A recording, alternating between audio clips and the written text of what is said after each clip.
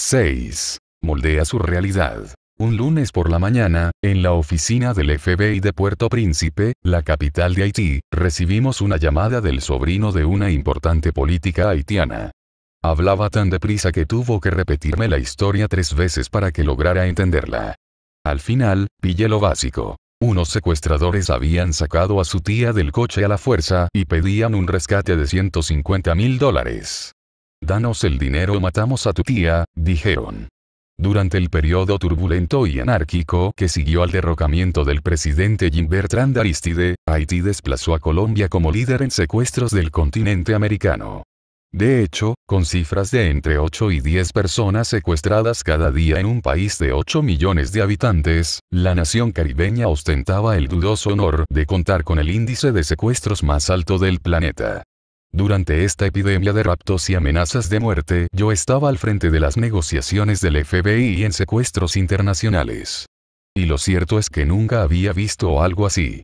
Casi cada hora llegaban a la oficina nuevos avisos e informes de secuestros, cada vez más agresivos, perpetrados en Puerto Príncipe y a plena luz del día. 14 estudiantes secuestrados en un autobús escolar. El misionero estadounidense Philip Snyder atacado en una emboscada con armas de fuego y retenido junto a un chico haitiano al que estaba llevando a Michigan, Estados Unidos, para que lo operaran de la vista. Políticos y empresarios haitianos sacados de sus casas en pleno día. Allí no se libraba nadie. La mayoría de los secuestros tenía el mismo modus operandi. Varios individuos con pasamontañas rodeaban una casa o un coche, forzaban la entrada disparando con un arma y capturaban a una víctima indefensa, generalmente una mujer, un niño o una persona mayor. Al principio, cabía la hipótesis de que los secuestros fueran obra de bandas alineadas con alguna facción política, con la intención de desestabilizar al nuevo gobierno del país. Sin embargo, no era esa la razón. Si bien los criminales haitianos son conocidos por emplear medios brutales con fines políticos, en el caso de los secuestros se trataba casi siempre solo de dinero. Más adelante llegaré a cómo atamos todos los cabos para descubrir quiénes eran los secuestradores y qué querían realmente, una información inestimable cuando se trata de negociar con esta clase de bandas y de ganarles la partida. Pero primero quiero hablar del catalizador de las negociaciones a vida o muerte en las que te lo juegas todo. Esto es, de lo poco que acontece realmente en la superficie. Cuando aquel lunes el sobrino de la política secuestrada recibió la llamada de los secuestradores pidiendo un rescate, se quedó tan petrificado que solo podía pensar en una cosa: pagar. Su reacción es lógica. Cuando se recibe una llamada de unos criminales violentos que afirman que matarán a tu tía a menos que les pagues inmediatamente, parece imposible encontrar un punto de ventaja en la situación y tomar la iniciativa. Así que lo mejor es pagar el rescate y que liberen al familiar, ¿no es así? Error. Siempre hay un punto de ventaja. Las negociaciones no son nunca una fórmula lineal, en la que X e Y suman Z. Todos tenemos puntos ciegos irracionales, necesidades ocultas y nociones inconscientes poco desarrolladas. Una vez que comprendas el inframundo de las necesidades y los pensamientos no revelados, descubrirás también un nuevo universo de variables que podrás utilizar para influir en las necesidades y expectativas de tu interlocutor. Desde el pánico que tienen algunas personas a las fechas límite hasta el misterioso poder de los números impares, pasando por nuestra malentendida relación con la idea de lo justo, siempre existen recursos para moldear la realidad del oponente de manera que se ajuste a lo que al final vas a darle y no a lo que él o ellos piensen inicialmente que merecen recibir. No hagas concesiones. Volvamos a la exigencia del rescate de $150,000. Se nos ha educado para buscar soluciones en las que todas las partes salgan ganando. Se nos ha enseñado a ser conciliadores, a ser razonables. Pero ¿qué salida del tipo todos ganan puede ofrecer una situación como esta? ¿Qué posible acuerdo hay aquí? La lógica tradicional de negociación que se nos ha inculcado desde una edad temprana, la que recomienda ceder y hacer concesiones, abogaría por algo del tipo: busquemos un punto medio, ofrezcámosles $75,000 y todos contentos. Ni hablar. Sencillamente no. Este enfoque orientado a que todas las partes obtengan una ganancia que defienden tantos expertos en negociación resulta poco eficaz e incluso, en ocasiones, desastroso. En el mejor de los casos, no satisface a ninguna de las partes. Y si lo empleas en una negociación con una contraparte que ve la situación desde el esquema de ganar o perder, estarás dando el primer paso para que te acaben dando gato por liebre. Por supuesto, como hemos mencionado previamente, es preciso mantener una actitud cooperativa y empática que permita construir un canal de comunicación, la clase de actitud que genera una dinámica que permite llegar a acuerdos. Pero para eso hay que librarse antes de la candidez. Porque hacer concesiones, buscar el punto medio, puede arrojar resultados catastróficos. Hacer concesiones y ceder suele ser un maltrato, y una máxima clave sobre la que volveremos en este capítulo es: no hacer ningún trato es mejor que hacer un maltrato. Incluso en el caso de un secuestro. Así es. Un maltrato en un caso de secuestro supone que alguien paga pero nadie sale liberado. Pondré un ejemplo para ilustrar mejor esto que digo acerca de las concesiones. Una mujer quiere que su marido se ponga unos zapatos negros con el traje, pero el marido no quiere. Él prefiere ponerse unos marrones. ¿Qué hacen entonces? Ambos ceden y llegan a un acuerdo intermedio. Sí, como habrás adivinado, el marido acaba poniéndose un zapato negro y otro marrón. ¿Es esa la mejor solución al conflicto? No. De hecho, posiblemente es la peor de todas. Cualquiera de las otras dos salidas, llevar zapatos negros o llevar los marrones, habría sido mejor que llegar a un acuerdo intermedio.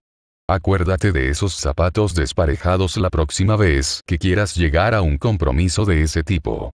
¿Por qué estamos entonces tan obsesionados con la idea de hacer concesiones para llegar a un consenso si eso suele dar mal resultado?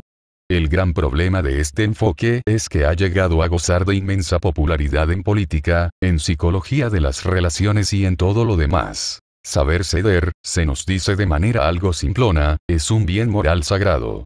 Piensa de nuevo en la demanda del rescate. No hay un rescate justo y lo que el sobrino quiere es no tener que pagar nada.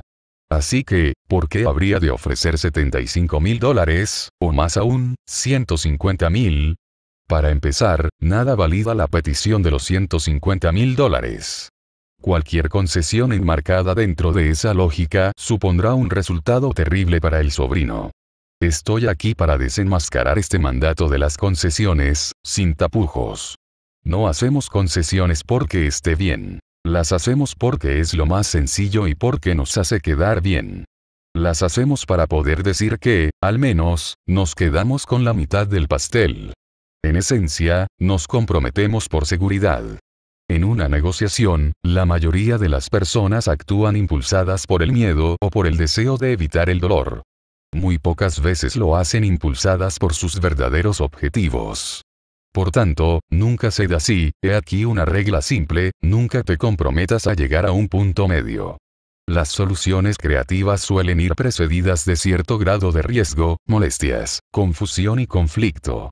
La conciliación y las concesiones no generan nada de eso. Debemos ser duros y asumir esos riesgos. De ahí salen los buenos tratos, eso es lo que hacen los grandes negociadores. Plazos límite. El tiempo como aliado. El tiempo es una de las variables más decisivas de toda negociación. El simple transcurso del tiempo, y la inminencia de su primo más astuto, el plazo límite, son las tuercas que aseguran la conclusión de todos los tratos. Con independencia de si el plazo con el que se trabaja es una realidad absoluta o una mera raya trazada en la arena, tiene la capacidad de engañarnos y hacernos creer que llegar a un acuerdo en un momento dado es más importante que alcanzar un buen acuerdo.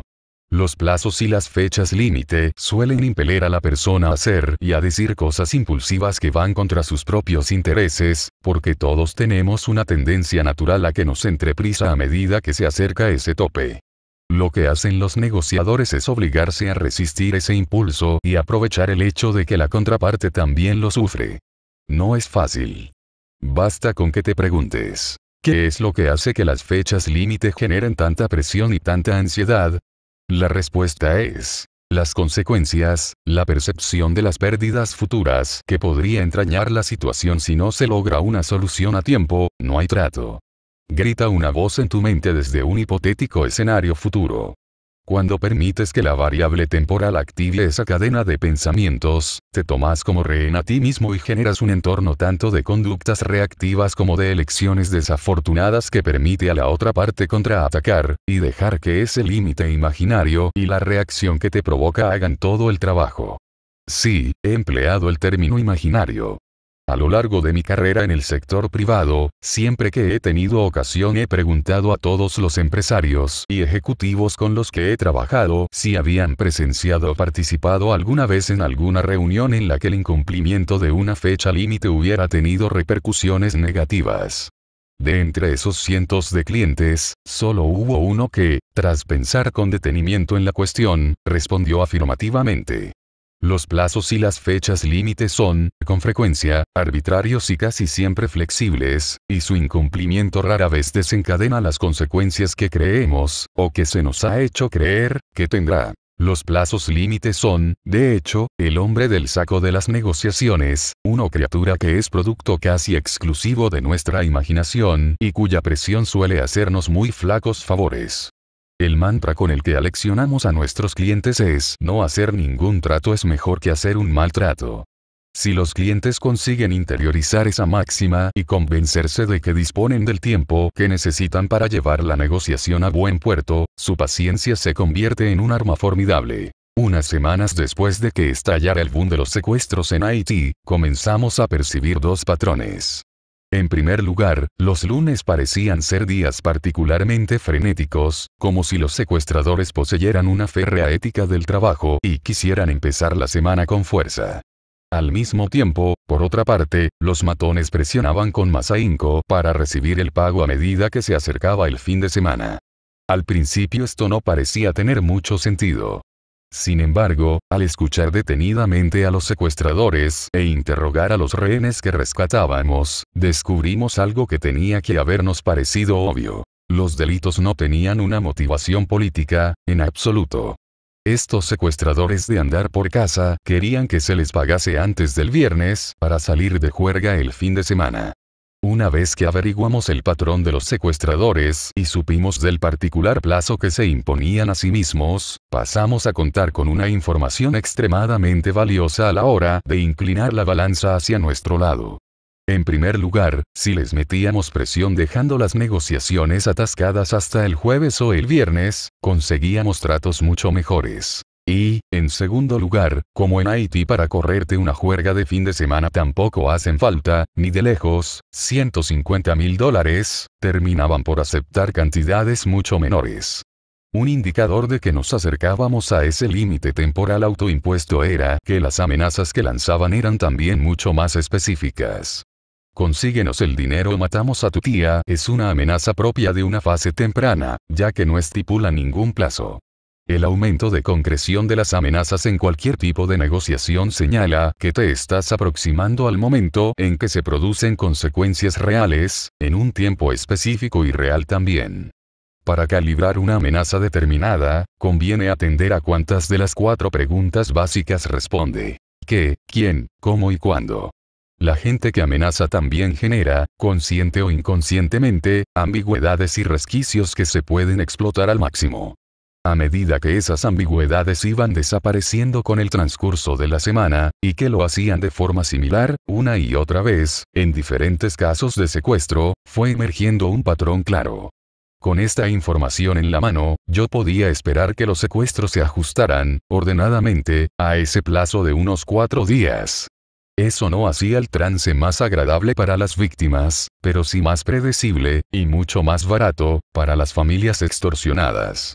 Las negociaciones de secuestro no son el único ejemplo en el que los plazos límite pueden jugar a tu favor. Los vendedores de coches tienden a ofrecer mejores precios a final de mes, cuando se evalúa su número de ventas. Y los comerciales de las grandes empresas trabajan por trimestres y son más vulnerables al final de cada uno de ellos. Sabiendo cómo los negociadores utilizan la información sobre los plazos mentales que maneja la contraparte, parecería que lo más adecuado es mantener siempre los propios en secreto. De hecho, ese es el consejo que dan la mayoría de los negociadores de la vieja escuela. El experto en negociaciones Herb Cohen cuenta en Todo es negociable, 10 su bestseller de 1980, la historia de su primer gran trato comercial. Su empresa lo envió a Japón a negociar con un proveedor y, al llegar, los representantes del proveedor le preguntaron cuánto tiempo pensaba quedarse. Cohen respondió que una semana. Durante los siguientes 7 días, sus anfitriones no dejaron de agasajarlo con fiestas y excursiones. Todo menos negociar. De hecho, los representantes no empezaron a hablar en serio de negocios hasta que Cohen estaba a punto de partir. Literalmente, cerraron los detalles del acuerdo en el coche que le llevaba al aeropuerto. Cohen aterrizó en Estados Unidos con la deprimente sensación de que habían jugado con él y de que había cedido demasiado terreno en la negociación por la presión de la marcha. Si pudiera dar marcha atrás, volvería a decirles cuánto tiempo tenía. No, explica Cohen, porque eso les dio una ventaja que él no tenía. Ellos conocían mis plazos, pero yo no conocía los suyos. Esa mentalidad está muy extendida hoy en día. Siguiendo esa sencilla regla de que revelar el tiempo con el que uno cuenta supone una debilidad, la mayoría de los negociadores siguen el consejo de Cohen y ocultan el límite intraspasable que manejan. No obstante, quisiera compartir un pequeño secreto. Cohen y el rebaño de expertos negociadores que siguen su premisa se equivocan. La presión de los plazos funciona en ambos sentidos. Es muy posible que Cohen estuviera nervioso por lo que su jefe diría si volvía de Japón sin acuerdo. Pero también es verdad que los proveedores tampoco habrían ganado nada dejándolo marchar sin cerrar un trato. Esa es la clave. Cuando la negociación se acaba para una parte, se acaba para ambas. De hecho, el profesor Don Amoore, de la Haas School of Business de la Universidad de California en Berkeley, afirma que ocultar un deadline coloca al negociador en la peor posición posible. En su investigación, Moore ha averiguado que esa ocultación incrementa de manera dramática el riesgo de que se produzca un compás de espera de difícil resolución. Eso se debe a que estar bajo la presión de un límite nos obliga a acelerar las concesiones mientras la otra parte, que piensa que aún tiene tiempo, se muestra firme y pide más. Basta imaginar qué habría pasado si los dueños del AMBA no hubieran revelado a los jugadores en huelga el límite que se habían fijado durante las negociaciones sobre los contratos. Habrían hecho más y más concesiones a medida que ese límite se aproximaba, incitando de paso al sindicato de jugadores a seguir negociando pasado ese plazo secreto. En ese sentido, ocultar un deadline te deja negociando contigo mismo, una posición en la que nunca ganas. Moore descubrió que cuando los negociadores comunican sus plazos a la contraparte, consiguen cerrar mejores tratos. Es cierto. En primer lugar, al comunicar su tope, reduces el riesgo de impasse. En segundo lugar, cuando un oponente conoce tu plazo límite, entra antes en el verdadero juego del intercambio de concesiones. Me gustaría hacer un último comentario al respecto antes de continuar. Los plazos límite casi nunca son intocables. Lo más importante es sumergirse en el proceso y ser capaz de intuir durante cuánto tiempo puede prolongarse. Siempre se pueden lograr más cosas de las que permitiría el tiempo fijado antes de agotarse. Nada es justo. Durante la tercera semana de mi curso sobre negociación siempre practicamos mi juego favorito, que consiste en mostrar a los alumnos lo poco que se conocen a sí mismos. Lo sé, soy cruel. Se llama el juego del ultimátum, y funciona así. Los alumnos se dividen por parejas, les explico que uno hace la propuesta y el otro la acepta o no, y les doy $10 para hacer la oferta. Quien hace la propuesta tiene que ofrecer una cifra redonda a la otra parte. Si éste acepta, recibe lo que le han ofrecido, mientras que el ofertante se queda con el resto. Si la rechaza, entonces ninguna de las partes recibe nada y yo recupero mis $10. Que ganen y se queden el dinero o que pierdan y me lo tengan que devolver es irrelevante, excepto para mi cartera. Lo importante aquí es la oferta que hacen. Lo más chocante de todo es que, casi sin excepción, sea cual sea el acuerdo a que llega cada pareja, el resultado no es coincidente.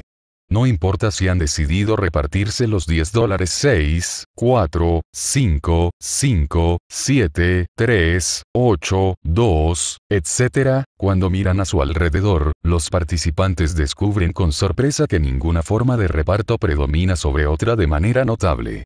En algo tan sencillo como repartirse $10 que se han encontrado, no existe consenso sobre qué constituye un reparto justo y racional. Después de llevar a cabo este pequeño experimento, me dirijo a la clase y digo una cosa que no les gusta oír. El razonamiento empleado por cada uno de ellos ha sido irracional y emocional al 100%. ¿Cómo? Dicen siempre. Pero sí ha sido una decisión racional. Después explico por qué se equivocan. En primer lugar, ¿cómo es posible que todos hayan actuado racionalmente si los ejemplos de ofertas son tan variados? He ahí la cuestión. La conducta no ha sido racional. Simplemente han asumido que la otra parte razonaría del mismo modo.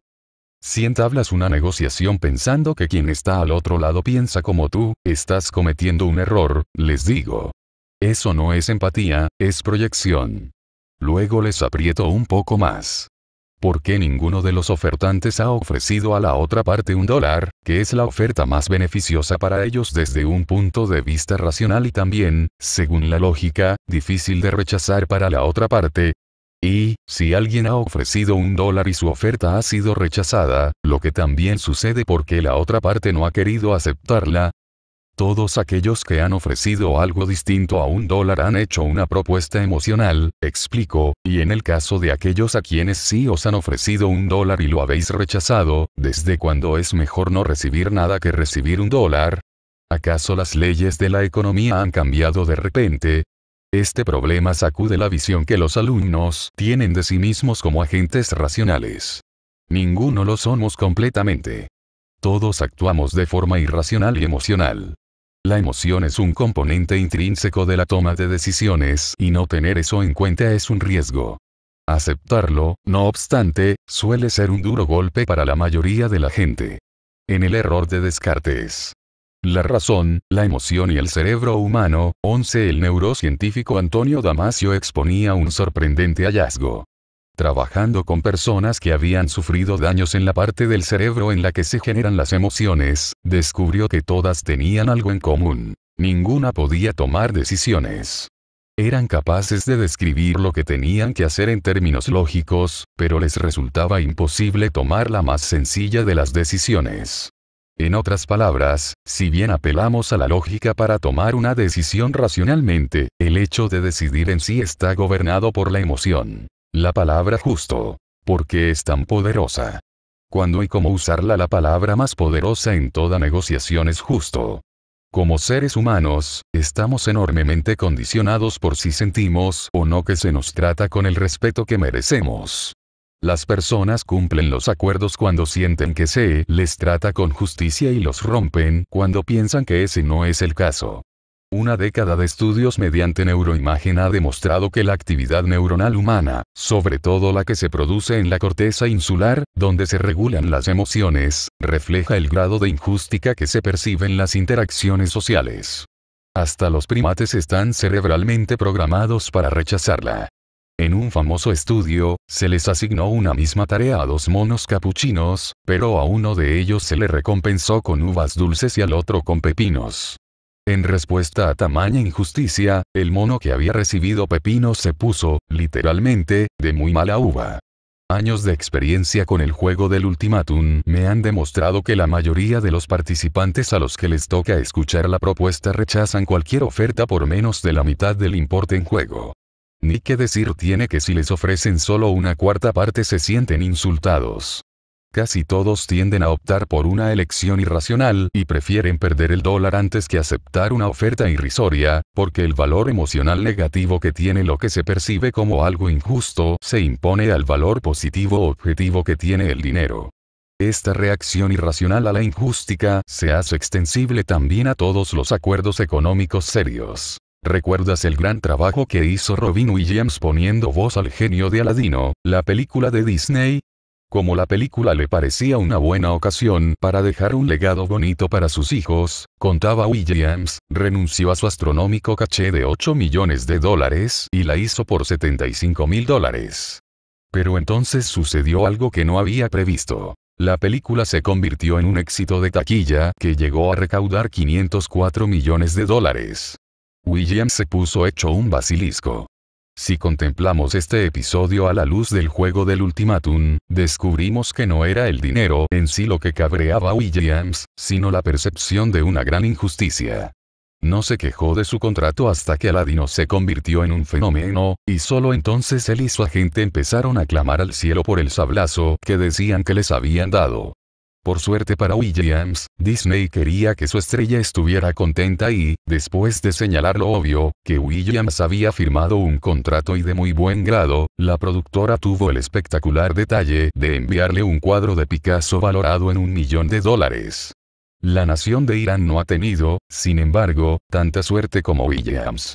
En los últimos años, Irán ha tenido que soportar sanciones que le han costado más de $100 millones en inversiones extranjeras y en beneficios del petróleo por mantener un programa nacional de enriquecimiento de uranio que solo cubriría un 2% de sus necesidades energéticas. En otras palabras, igual que los alumnos que se niegan a coger $1 gratis porque la oferta que les hacen les parece insultante, Irán ha renunciado a su mayor fuente de ingresos, los beneficios que obtiene de la exportación de gas y petróleo, para embarcarse en un proyecto energético con un retorno previsiblemente mínimo. ¿Por qué? De nuevo, por un sentido de lo que es o no justo. Para Irán, no es justo que otras potencias mundiales, entre las cuales suman varios miles de armas nucleares, decidan si ellos pueden o no pueden tener energía nuclear. ¿Por qué se criminaliza a Irán por enriquecer uranio, cuando a otros países como India y Pakistán, que adquirieron armas nucleares de forma clandestina, se los acepta como miembros de la comunidad internacional? Se pregunta el gobierno iraní. En una entrevista para televisión, el que fuera representante de Irán en las negociaciones sobre su programa nuclear, Seyed Hossein Mousavian, dio completamente en el clavo. Para los iraníes, la cuestión nuclear no tiene que ver hoy con la energía nuclear, sino con defender su integridad e independencia frente a las presiones externas, afirmó. Uno puede recelar de Irán, pero sus movimientos son una prueba bastante evidente de que el rechazo a recibir un trato injusto puede ser, aun conllevando grandes costes, una motivación muy poderosa. Una vez que comprendas hasta qué punto la concepción de lo que es justo encierra dinámicas contradictorias, emocionales y destructivas, entenderás que esta palabra es muy poderosa y que hay que tener mucho cuidado al emplearla. De hecho, de las 3 formas en las que la gente suele utilizar lo que llamaré la bomba J, solo una es positiva. En su uso más frecuente, la bomba J funciona como una llave de judo encaminada a desestabilizar a la otra parte. Esta forma de manipulación suele expresarse con algo parecido a la frase: solo queremos lo que es justo. Si piensas en la última vez que alguien te acusó implícitamente de ser injusto, estoy seguro de que convendrás conmigo en que aquello te generó una sensación de incomodidad y te puso a la defensiva. Estos sentimientos, sin embargo, suelen ser inconscientes y nos llevan a hacer concesiones irracionales. Hace unos años, una amiga mía estaba intentando vender su casa de Boston con el mercado inmobiliario en plena quiebra. La oferta que le hacían por ella era mucho más baja de lo que pedía, y suponía perder mucho dinero con la venta. Llevada por una sensación de frustración, dejó caer la bomba J sobre el potencial comprador. Solo pedimos lo que es justo, dijo. Tocado emocionalmente por la acusación implícita, el interesado subió su oferta de inmediato. Cuando seas objeto de una acusación así, debes comprender que la otra parte no tiene por qué estar intentando arañarte unos dólares. Como sucedía con mi amiga, puede que solo esté sobrepasado por las circunstancias. La mejor respuesta, en cualquier caso, es respirar hondo y frenar el deseo de ceder para después decir: de acuerdo, me disculpo sinceramente. Volvamos al punto en el que no fui justo contigo y arreglémoslo. El segundo uso habitual de la bomba J es más perverso. Aquí, una parte acusa a la otra de ser ruin o deshonesta, diciéndole: estamos haciéndote una propuesta justa. Se trata de un pequeño aguijonazo dirigido a distraer la atención de la otra parte y manipularla para que ceda. Cada vez que alguien intenta hacerlo conmigo me acuerdo de la última huelga de la Liga de Fútbol Americano, la NFL. Las negociaciones pendían de un hilo y el sindicato de jugadores, el NFLPA, exigió a los dueños de la liga que, para llegar a un acuerdo, les mostrasen sus libros de contabilidad. La respuesta de los empresarios: Hemos hecho una oferta justa a los jugadores. Fíjate en lo retorcido de la maniobra. En lugar de mostrar sus libros o de negarse abiertamente a hacerlo, los dueños desviaron el foco para ponerlo sobre el concepto supuestamente deficiente que el sindicato de jugadores tenía de lo que es justo. Cuando te encuentres en una situación como esta, la mejor reacción es lanzar otra bomba J como la que te acaban de tirar. ¿Justa? Puedes responder, haciendo una pausa para que el poder de la palabra caiga sobre la contraparte como ella intentaba usarla contra ti. Parece que, en efecto, estáis en disposición de aportar las pruebas que demuestran que lo es, lo que implica que deben mostrar sus libros o, en su defecto, aportar información que o bien no sostendrá su pretensión de justicia, o bien te proporcionará más datos con los que seguir trabajando en la negociación. De primeras, el ataque ya ha sido neutralizado. El último uso de la bomba J es mi favorito porque es positivo y constructivo. Crea las condiciones necesarias para una negociación honesta y empática. He aquí cómo lo empleo yo. En una etapa temprana de una negociación, siempre digo a la otra parte: quiero que sientas en todo momento que te estoy tratando de forma justa, así que te pido por favor que si en algún momento crees que no lo estoy haciendo me lo digas, y veremos cómo resolverlo. Es más sencillo y más claro abordar el asunto así y prueba a la otra parte que soy un negociador honrado. Con esa afirmación, dejo que la gente sepa que conmigo pueden usar esa palabra si lo hacen con honestidad. Como negociador, debes granjearte la reputación de ser justo. Tu reputación te precede. Así que deja que lo haga de una manera que te abone el terreno para el éxito. Cómo descubrir las motivaciones emocionales de la otra parte según aquello que valora. Hace algunos años, me topé por casualidad con el libro Cómo ser un galáctico del marketing, 12 y me gusta releerlo de vez en cuando para recordar que son los impulsos emocionales los que determinan las decisiones que tomamos. El libro explica muy bien cómo, para vender algo, no hace tanta falta ofrecer argumentos racionales como saber crear un marco emocional. Si consigues que la otra parte revele sus problemas, sus angustias y sus objetivos no alcanzados, en definitiva, si logras averiguar qué es lo que la gente está comprando realmente, podrás venderles una visión de sus preocupaciones en la que tu propuesta aparezca como la solución perfecta a las mismas. Expresado a un nivel más básico, ¿qué es lo que ofrece exactamente alguien que hace de niñera? No es el cuidado de los niños, sino una tarde o una noche de relax. Un vendedor de muebles. Habitaciones acogedoras en las que pasar tiempo de calidad en familia. Un cerrajero. Sensación de seguridad.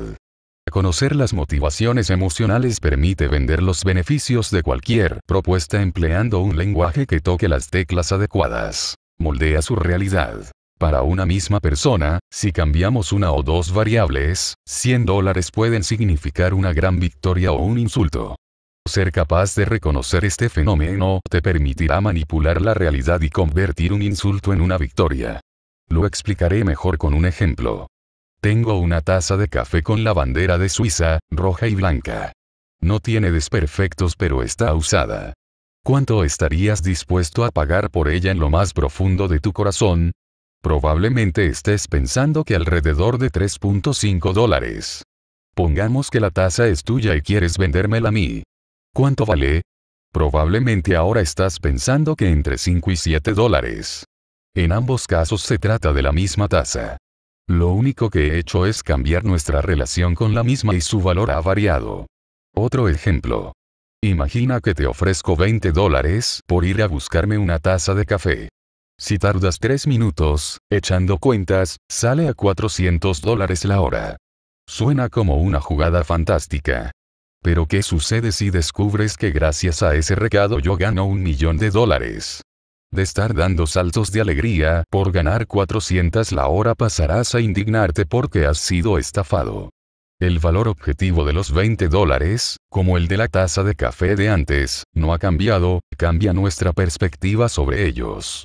Solo por el modo en que posicionamos ese dinero podemos hacer feliz o enfadar a nuestro interlocutor.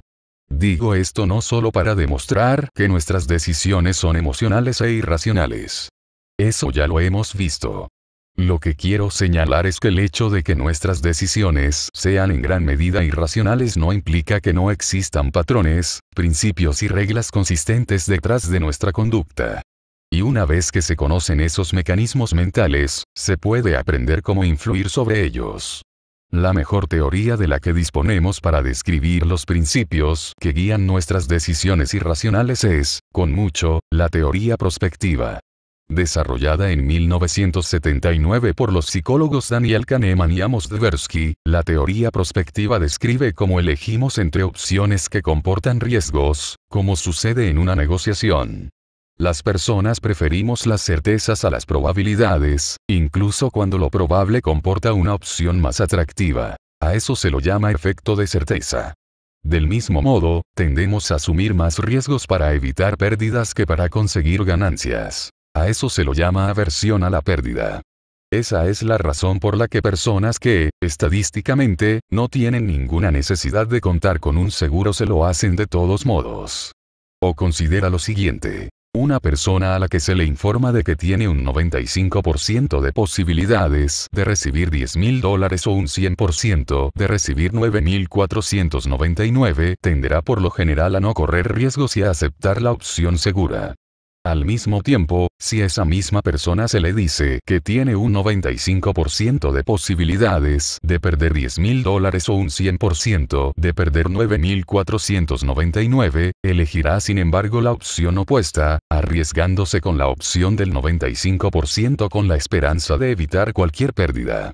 La posibilidad de pérdida y la aversión que genera incita una asunción de mayores riesgos que la de una ganancia idéntica. En las páginas siguientes expondré varias tácticas relacionadas con la teoría prospectiva que pueden emplearse en beneficio propio. Pero primero quisiera exponer una lección crucial de la aversión a la pérdida. En una negociación dura no basta con demostrar a la otra parte que estás en disposición de darle lo que quiere. Para ganar ventaja, debes persuadirla de que perderá algo concreto si la negociación se rompe. 1. Ancla las emociones ajenas. Para moldear la realidad de la otra parte, debes empezar por los aspectos más básicos de la empatía. Así que conviene empezar con una autoacusación que demuestre que te haces cargo de todos sus miedos. De este modo, anclando sus emociones previendo una pérdida, puedes potenciar su respuesta de aversión a la pérdida, de manera que en cuanto tengan una oportunidad de evitarla, se lancen a por ella. En mi primer proyecto como consultor tras dejar el FBI, tuve el honor de formar al equipo nacional de negociadores de rescates de los Emiratos Árabes. Desgraciadamente, el prestigio de la tarea se vio deslucido por problemas con el contratista general, yo operaba como subcontrata. La situación se complicó de tal manera que me vi obligado a contactar con los proveedores con los que ya había firmado un acuerdo, y que normalmente ganan $2,000 al día, para decirles que, durante varios meses, solo iba a poder ofrecerles $500. Sabía cómo reaccionarían si se lo decía directamente. Se reirían en mi cara y me mandarían a paseo. Así que llamé a cada uno de ellos y les solté de buenas a primeras una autoacusación. Tengo que hacerte una propuesta malísima, les decía, y esperaba que me pidieran que continuara. Cuando cuelgues vas a pensar que soy un empresario muy cutre. Vas a pensar que no tengo ni idea de planificar ni de presupuestar. Vas a pensar que Chris Voss es un bocazas. Su primer proyecto fuera del FBI y mete la pata. No sabe dirigir una operación. Puede que incluso me haya mentido. Después, una vez que había anclado sus emociones en un campo minado de bajas expectativas, jugaba con su aversión a la pérdida. Aún así, prefiero hacerte la propuesta a ti antes de tantear a otros. Súbitamente, la llamada no iba de que les iba a rebajar la oferta de $2,000 a $500, sino de no perder esos 500 que acabarían en manos de otra persona. Todos y cada uno de ellos aceptaron la propuesta. No hubo contraofertas ni quejas. Ahora bien, si no hubiera anclado sus emociones en unas expectativas tan bajas, su percepción de la oferta de $500 habría sido completamente diferente. Si me hubiera limitado a llamar y a decir, puedo ofrecerte 500 al día, ¿qué te parece? Se lo habrían tomado como un insulto y habrían tirado el teléfono. 2. Deja que la otra parte lleve la iniciativa, la mayoría de las veces las ventajas de anclar las emociones de la otra parte a la hora de moldear su realidad son claras. Pero hablar el primero no es necesariamente lo mejor cuando se trata de negociar un precio. Cuando el famoso director de cine Billy Wilder se reunió con el también célebre autor de novela negra Raymond Chandler para escribir el clásico de 1944 Perdición, Chandler era nuevo en Hollywood. Pero llegó a la cita preparado para negociar y fue él quien hizo la primera oferta a Wilder y al productor de la película. Se tiró un farol, pidió $150 a la semana y avisó a Wilder de que le llevaría unas 3 semanas terminar el proyecto. A Wilder y al productor les costó no partirse de risa allí mismo, ya que habían planeado pagar a Chandler $750 a la semana y sabían que se tardaba meses en escribir el guión de una película. Afortunadamente para Chandler, Wilder y el productor valoraban su relación con él en algo más que unos cientos de dólares, así que se apiadaron del novelista y le consiguieron un agente para que le representara en las negociaciones. De manera similar, un alumno mío llamado Jerry patinó olímpicamente en una negociación de salario por tomar la iniciativa. Tengo que decir que esto sucedió antes de que fuera alumno mío. En una entrevista con una compañía financiera de Nueva York, pidió un salario de $110,000, en gran parte porque eso representaba para él una subida de un 30%. Solo después de empezar a trabajar allí supo que la compañía pagaba de entrada a todo el mundo de su mismo programa un mínimo de $125,000. Por eso sugiero ceder la iniciativa a la otra parte a la hora de anclar las negociaciones económicas. La cuestión es que ninguna de las partes maneja toda la información. Eso implica que nunca sabrás lo suficiente para exponerte con confianza.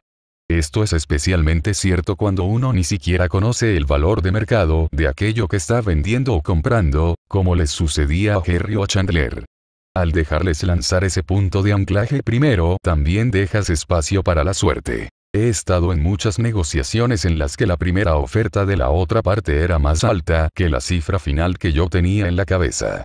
Si hubiera abierto fuego primero, ellos habrían aceptado y yo habría abandonado la reunión con la maldición del ganador o con el remordimiento del vendedor, con esa mala sensación punzante que se apodera de uno cuando compra demasiado caro o vende demasiado barato.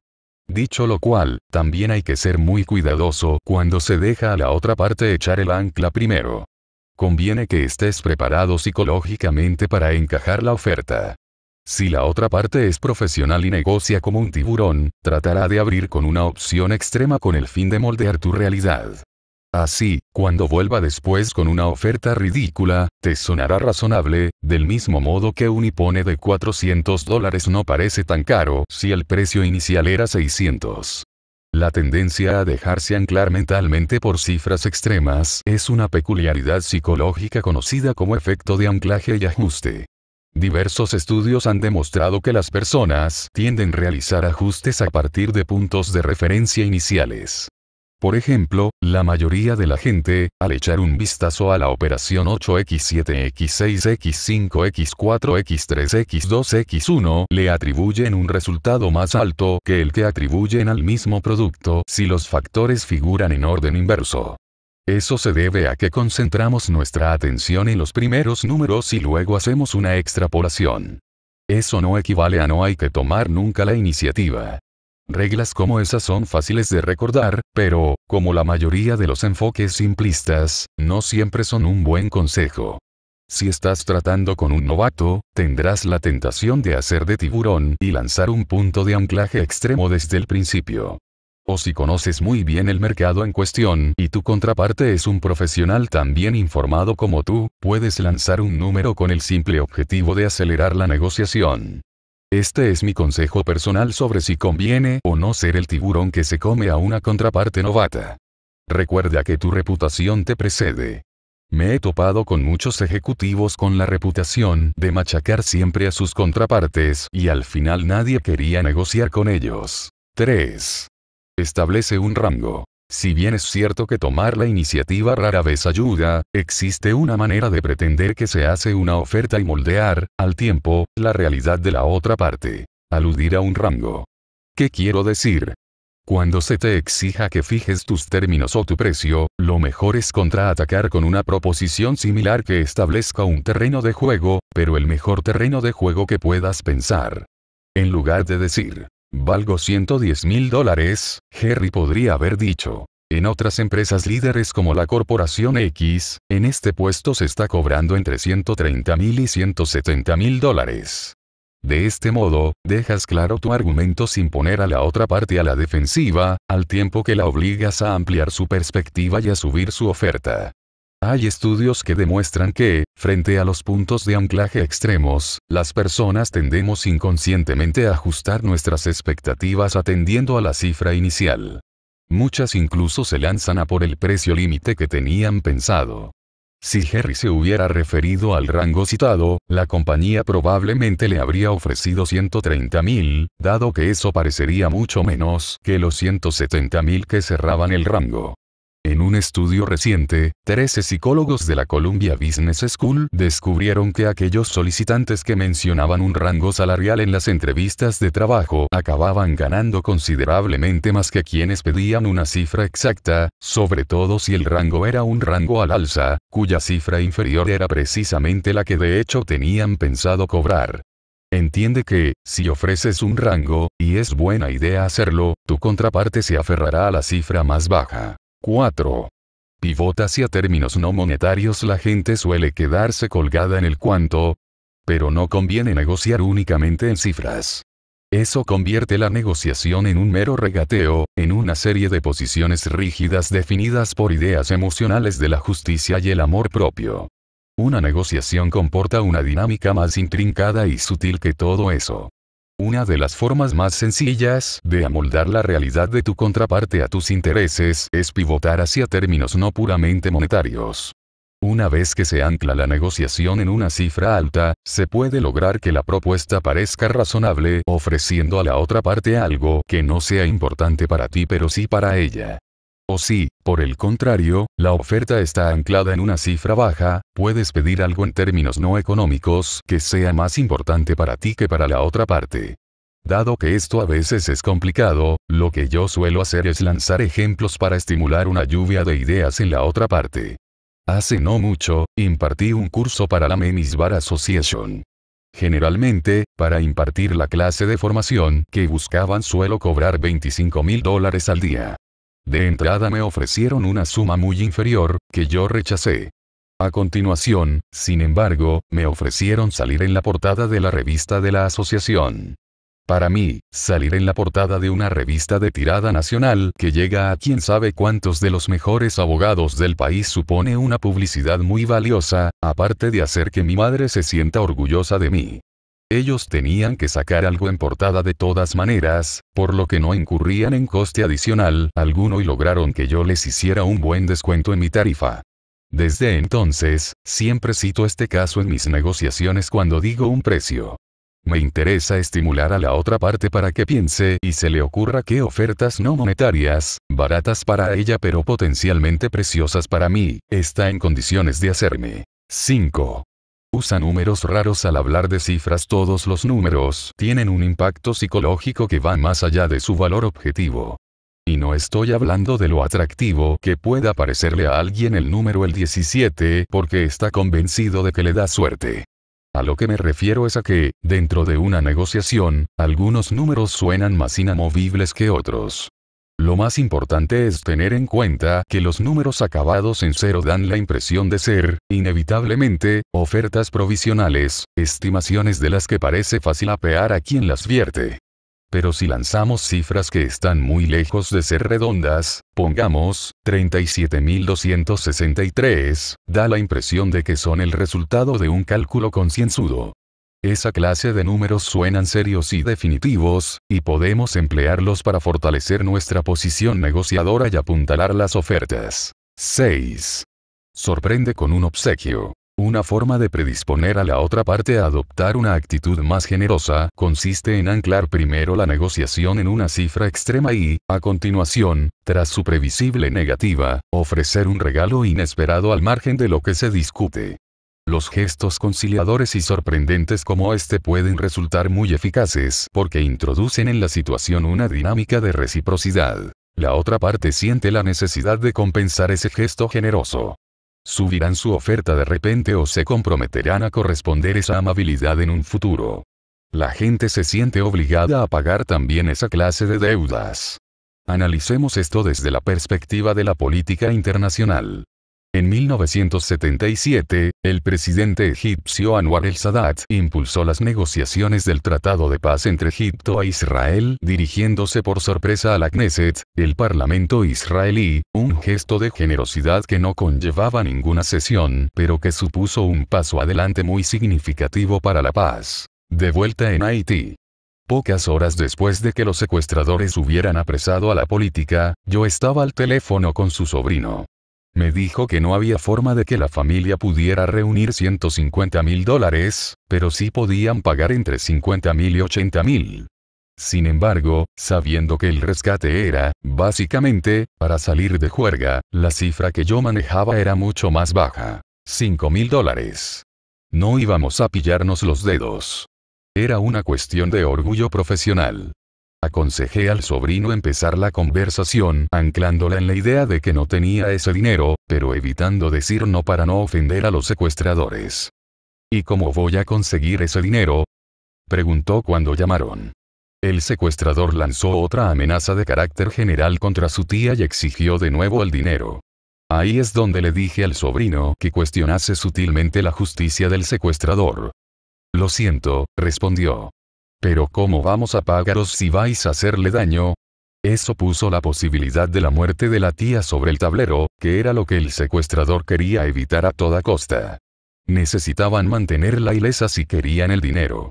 Después de todo, eran comerciantes, traficaban con mercancías. Conviene reseñar que, de momento, el sobrino no había mencionado ninguna cantidad. Este juego de erosión terminó por empujar a los secuestradores a cambiar la cifra. Sin haberles dicho nada, bajaron a $50,000. Ahora que ya habíamos moldeado la realidad de los secuestradores a nuestro favor, mis colegas y yo le dijimos al sobrino que se mantuviese firme en su posición. ¿Cómo voy a conseguir ese dinero?, volvió a preguntar en la siguiente llamada. De nuevo, el secuestrador bajó la cifra, esta vez a $25,000. Ahora que lo teníamos a nuestra merced, le dijimos al sobrino que realizase su primera propuesta, fijándola muy por lo bajo. $3,000. Se hizo el silencio al otro lado del teléfono y el sobrino comenzó a sudar profusamente, pero le dijimos que aguantase. Esto siempre sucede en el momento en que se provoca un reajuste completo de la previsión económica del secuestrador. Cuando reanudó la conversación, el secuestrador parecía noqueado, pero siguió adelante. Su siguiente oferta fue aún más baja, $10,000. Le dijimos al sobrino que contestara con una cifra extraña que parecía ser el resultado de complejos cálculos sobre el valor de su tía. $4,751. La nueva contraoferta, $7,500. Como respuesta, le dijimos que añadiese a la oferta, espontáneamente, un reproductor estéreo portátil de CD y que repitiese la misma cifra, $4,751. Los secuestradores, que no tenían ningún interés en el reproductor pero que pensaron que de verdad no había más dinero que rascar, aceptaron. 6 horas más tarde, la familia pagó esa suma y la tía regresó a casa sana y salva. ¿Cómo negociar un salario mejor? Uno de los factores críticos que determinan los rankings de las escuelas de negocios es la compensación económica que perciben sus graduados. Por eso, en cada curso de MBA que imparto, les digo a mis alumnos que mi objetivo es subir yo solito el puesto que su escuela ocupa en el ranking. ¿Cómo? Enseñándoles a negociar un salario mejor. Suelo dividir el proceso en 3 partes que configuran la dinámica de este capítulo, de modo que no solo te ayuden a conseguir más dinero, sino también a que tu jefe pelee por conseguírtelo. Sé amable pero persistente en términos no salariales. La persistencia amable es una forma de anclaje emocional que genera empatía con los superiores y crea el marco psicológico adecuado para tener una discusión constructiva. Y cuanto más hables de cuestiones no puramente salariales, más posibilidades tendrás de averiguar cuál es el rango de opciones que maneja la otra parte. Si un jefe no puede satisfacer una demanda no salarial, tal vez incluso intente compensarlo ofreciendo más dinero, como hicieron con una antigua alumna mía, que era estadounidense pero había nacido en Francia. La chica insistía en pedir, con una gran sonrisa siempre, una semana más de vacaciones de lo que la empresa solía conceder. Ella era francesa, decía, y eso era lo que la gente tenía en Francia.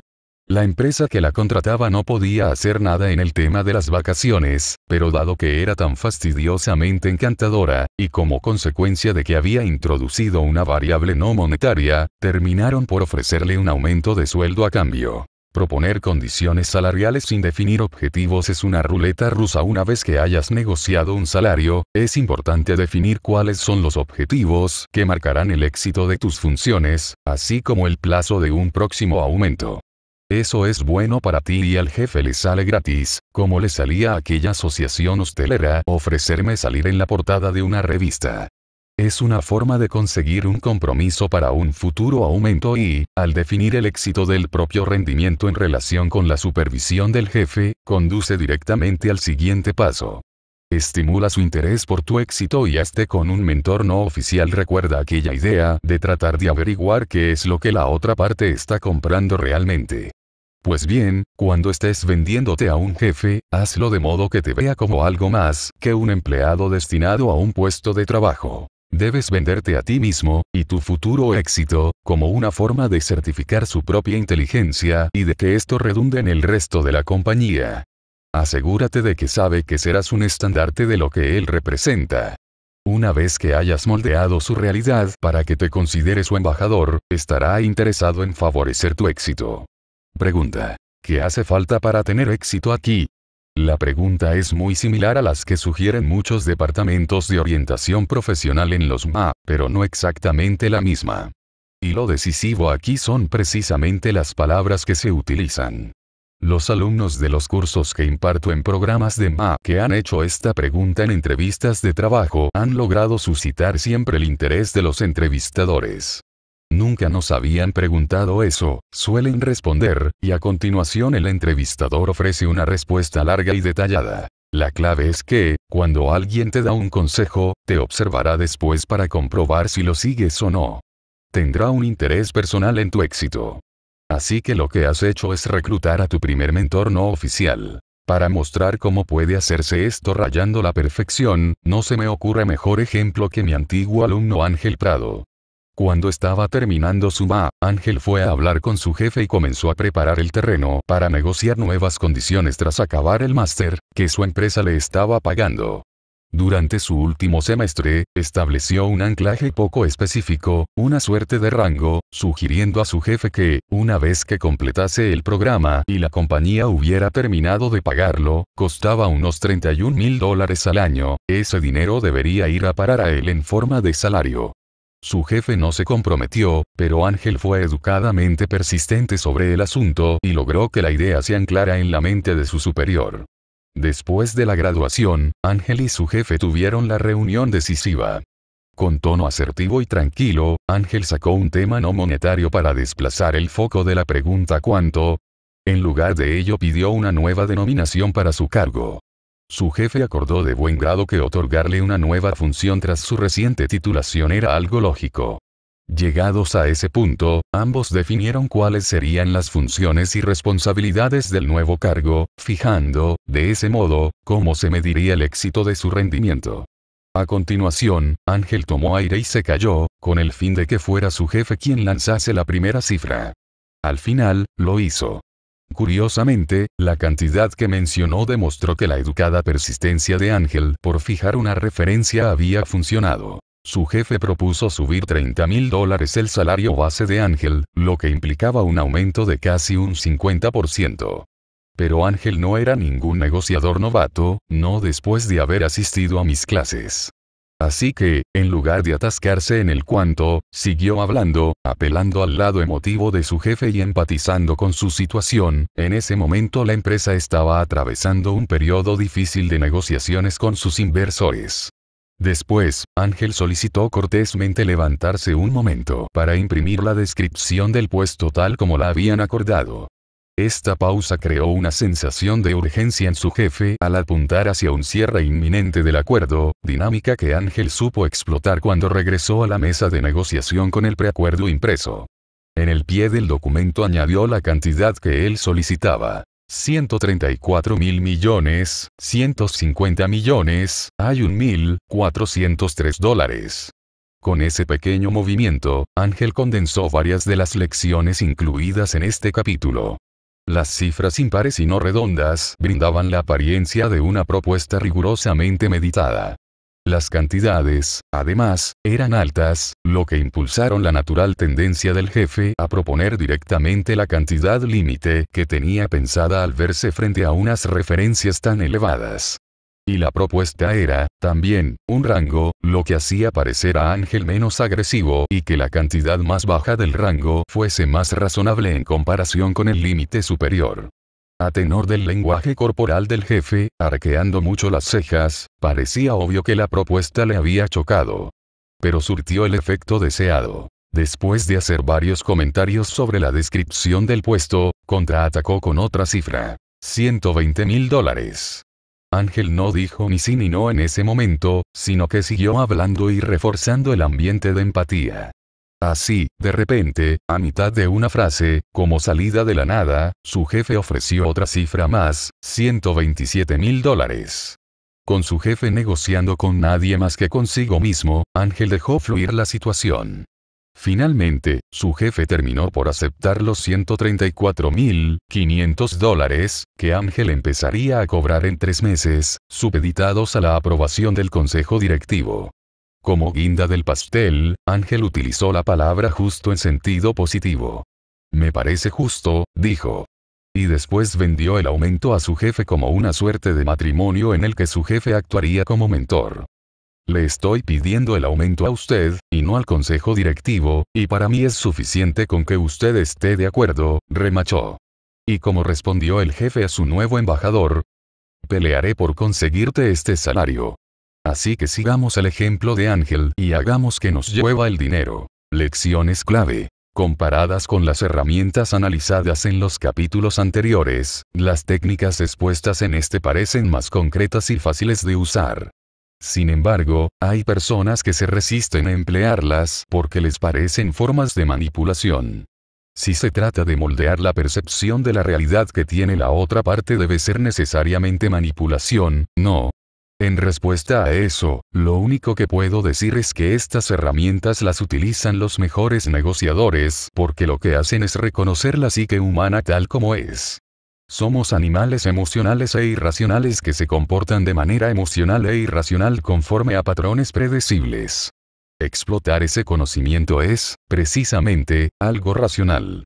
A medida que aprendas a usar estas herramientas en la vida diaria, conviene que recuerdes las siguientes lecciones clave. Toda negociación está definida por una densa red subterránea de deseos y necesidades. No te dejes engañar por las apariencias. Una vez que se descubrió que los secuestradores de Haití solo querían el dinero para correrse una juerga, se les sacó kilómetros de ventaja. Ceder para llegar a un punto medio implica terminar llevando un zapato negro y otro marrón, así que no cedas. Los puntos medios suelen comportar tratos insatisfactorios para ambas partes. La inminencia de los plazos límite urge a las personas a tratar de cerrar cuanto antes la negociación y hacer cosas impulsivas que van contra sus intereses. La bomba J, el término justo, es un concepto con gran valor emocional que la gente suele explotar para poner a la otra parte a la defensiva y lograr que haga concesiones. Si la otra parte lanza esa bomba, no caigas en la trampa. En lugar de ello, pregúntale por qué afirma que estás siendo injusto con ella. Es posible moldear la realidad de la otra parte fijando su punto de partida. Antes de hacer una oferta, puedes anclar emocionalmente su predisposición haciéndole creer que va a recibir una oferta pésima. Cuando llegue el momento de ofrecer una cifra, se fija una referencia extrema para hacer que la oferta real parezca más razonable, o se ofrece un rango para parecer menos agresivo. El valor real de cualquier cosa depende del punto de vista desde el que se observe. Los seres humanos tendemos a asumir más riesgos a la hora de evitar pérdidas que a la hora de obtener ganancias. Asegúrate de que la contraparte es consciente en todo momento de lo que puede perder si permanece inactiva.